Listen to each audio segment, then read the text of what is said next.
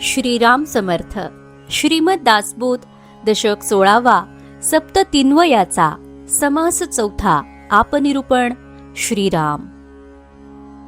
आता सकळांचे जन्मस्थान, सकळ जीवांचे जीवन, जयास आपो नारायण ऐसे बोलिजे. श्रीराम.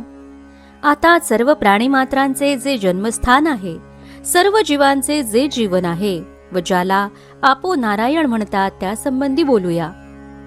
पृथ्वीस आधार आवरणोदक, सप्त सिंधूंचे सिंधोदक, नाना मेघीचे मेघोदक, भूमंडळी चालिले. श्रीराम.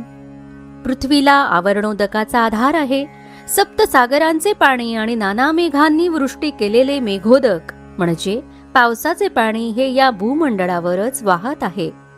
नाना नद्या नाना देसी, वाहत मिळाल्या सागरासी, लहान थोर पुण्यरासी, अगाध महिमे. श्रीराम.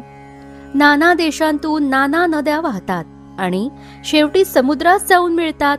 त्यांचा महिमा कमी अधिक असतो, पण काहींचा महिमा मात्र अगाध असतो. नद्या पर्वतीहून कोसळल्या, नाना साकडींमध्ये रिचवल्या, धबाबा खळाळा चालिल्या संभाव्य. श्रीराम. पर्वतातून उगम पावून त्या कोसळत असतात, काही कडे कपारीत अडकतात, तर काही धबाधब धबधब्याच्या रूपाने असंभाव्य खळखळाट करीत वाहत जातात. कूप बावी सरोवरे, उदंडतळी थोर थोरे, निर्मळे उचंबडती नीरे नाना देसी. श्रीराम. याशिवाय नाना देशात कूप, वापी, सरोवरे, मोठमोठे तलाव यातून निर्मल स्वच्छ पाणी उचंबळत असते. गाये मुखे पाट जाती, नाना कालवे वाहाती, नाना झऱ्या झिरपती झरती नीरे. श्रीराम. गायमुखातून, पाटातून, कालव्यांतून असे अनेक प्रकारे पाणी वाहत असते. तसेच नाना ठिकाणी झऱ्यांतून आणि झरींतून पाणी झिरपत असते. डुरे विहिरे वाझर, पर्वत फुटोन वाहे नीर, ऐसे उदकाचे प्रकार भूमंडळी. श्रीराम. डहुरे, विहिरी, पाझर तसेच पर्वतातील भेगांतून पाणी वाहत असते. असे या पृथ्वीवर पाण्याचे नाना प्रकार आहेत. जितुके गिरी तितुक्या धारा, कोसळती भयंकरा, पाभळ वाहाळा पारा उकळ्या सांडिती. श्रीराम. जितके पर्वत आहेत तितक्यावरून पाण्याच्या भयंकर धारा कोसळत असतात. अपार पाभळ म्हणजे झरे, ओहोळ आणि फवारे वाहत असतात. भूमंडळीचे जळ आघवे, किती म्हणून सांगावे, नाना कारंजी आणावे बांधोनी पाणी. श्रीराम. याप्रमाणे सर्व पृथ्वीवरील जलाचे वर्णन कुठवर म्हणून करावे. पाण्याला बांध घालून नाना कारंजातून पाणी सोडतात. डोहो डवके खबाडी टाकी, नाना गिरी कंदरी अनेकी, नाना जळे नाना लोकी वेगळाली. श्रीराम. डोह, डबकी, लहान आणि मोठी टाकी याप्रमाणे नाना गिरी कंदरातून अनेक प्रकारे अनेक प्रकारचे पाणी आढळून येते. तीर्थे एकाहून एक, महापवित्र पुण्यदायक, अगाध महिमा शास्त्रकारक बोलोनी गेले. श्रीराम. एकापेक्षा एक श्रेष्ठ अशी महापवित्र आणि पुण्यदायक तीर्थे आहेत. त्यांचा अगाध महिमा शास्त्रकारांनी वर्णन केलेला आहे. नाना तीर्थांची पुण्योदके, नाना स्थळोस्थळी शीतळोदके, तैसीच नाना उष्णोदके ठाई ठाई. श्रीराम.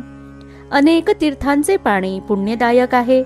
शिवाय नाना ठिकाणी थंड पाण्याचे तर कित्येक ठिकाणी उष्णोदकाचे झरे आहेत. नाना वल्लीमध्ये जीवन, नाना फळी फुली जीवन, नाना कंदी मुळी जीवन गुणकारके. श्रीराम. नाना प्रकारच्या वेली, फळे, फुले, नाना कंद आणि मुळे यांमध्ये पाणीच भरून राहिलेले आहे.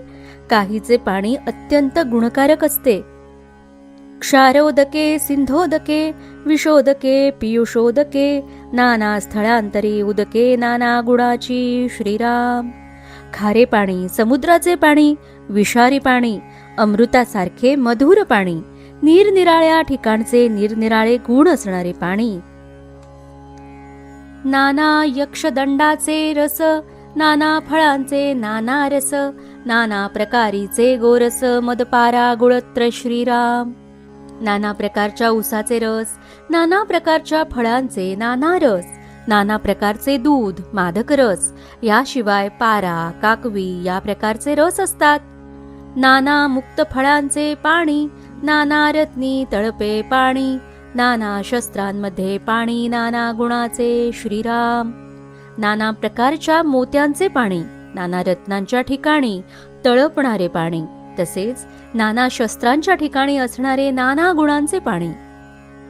शुक्लित श्रोणीत लाळ मुद्र स्वेद, नाना उदकाचे नाना भेद, विवरो न पाहता विशद होत जाते श्रीराम. वीर्य रक्त लाळ मूत्र घाम याप्रमाणे उदकाचे नाना भेद आहेत. त्यांचे विवरण करून पाहिले असता ते भेद स्पष्टपणे कळून येतात. उदकाचे देह केवळ, उदकाचे ची भूमंडळ, चंद्रमंडळ सूर्यमंडळ उदकाकरिता श्रीराम.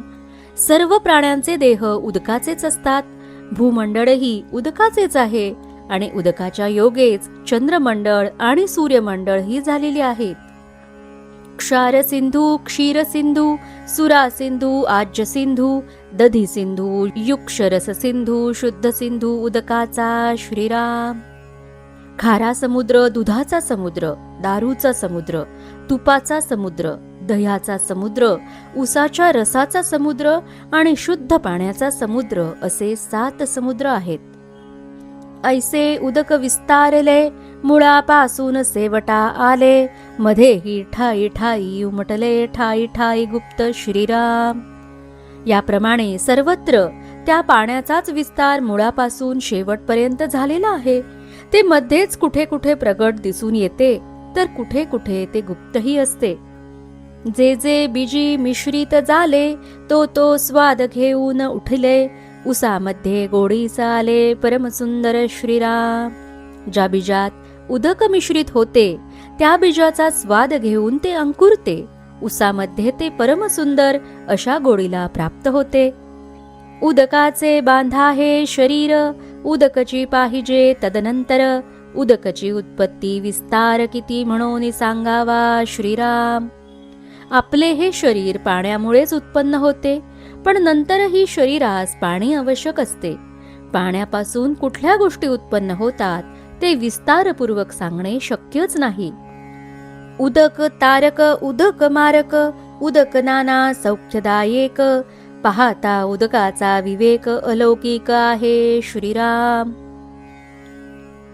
उदक तारकही आहे आणि मारकही आहे. नाना प्रकारे उदक हे सुख देणारे आहे. याप्रमाणे उदकासंबंधी विचार करू लागले की ते अलौकिक आहे हे समजून येते. भूमंडळी धावे नीर, नाना ध्वनी त्या सुंदर, धबाबा धबाबा थोर रिचवती धारा श्रीराम. भूमंडलावर जे पाणी धावते त्याचा नाना प्रकारे सुंदर आवाज ऐकू येतो. कधी कधी पाण्याच्या मोठमोठ्या धारा धबाबा आवाज करीत दबदब्याच्या रूपाने कोसळतात. ठाई ठाई डोहो तुंबती, विशाळ तळी डबाबिती, चबाबिती थबाबिती कालवे पाट श्रीराम. ठिकठिकाणी पाण्याचे डोह तुडुंब भरलेले असतात, तर काही ठिकाणी विशाल तलाव पाण्याने भरलेले असतात. काही ठिकाणी पाण्याचे कालवे आणि पाट थपथपलेले आढळतात. येकी पालथ्या गंगा वाहती, उदके सन्निधची असती, खळाळा झरे वाहती भूमीचे पोटी श्रीराम. एखादी नदी जमिनी खालून गुप्त वाहत असते. उदाहरणार्थ त्यांचे पाणी जमिनीच्या खाली पण जवळच असते. काही स्थळी भूगर्भातून खळाळा झरे वाहत असतात. भूमी गर्भी डोहो भरले, कोणही देखिले ना ऐकिले, ठाई ठाई जो विरे झाले विद्युल्लतांचे श्रीराम. श्रीराम. कोणी कधी पाहिलेलेही नाहीत किंवा ऐकलेलेही नाहीत असे पाण्याचे मोठे डोह भूगर्भात असतात, तर कित्येक ठिकाणी वीज पडून निर्माण झालेले झरे आढळून येतात.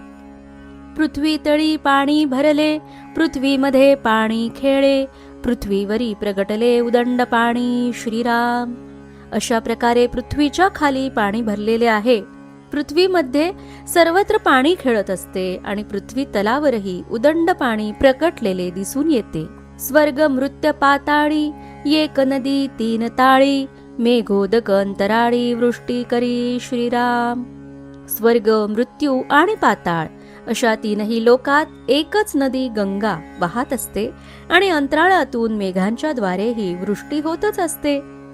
पृथ्वीचे मूळ जीवन, जीवनाचे मूळ दहन, दहनाचे मूळ पवन, थोराहून थोर श्रीराम. पृथ्वीचे मूळच पाण्यात आहे, त्या पाण्याचे मूळ अग्नीत आहे, त्या अग्नीचे मूळ वायूत आहे, तोच थोराहून थोर म्हणजेच सर्वश्रेष्ठ आहे. त्याहून थोर परमेश्वर, महद्भूतांचा विचार, त्याहून थोर परात्पर परब्रह्म जाणावे श्रीराम. त्या वायूहून थोर परमेश्वर आहे. हा परमेश्वर म्हणजे महद्भूत अर्थात अंतरात्मा होय. त्याच्याहून श्रेष्ठ परात्पर परब्रह्म आहे हे जाणून घ्यावे. इति श्री दासबोधे गुरुशिष्य संवादे आप निरूपण नाम समास चौथा समाप्त. जय जय रघुवीर समर्थ.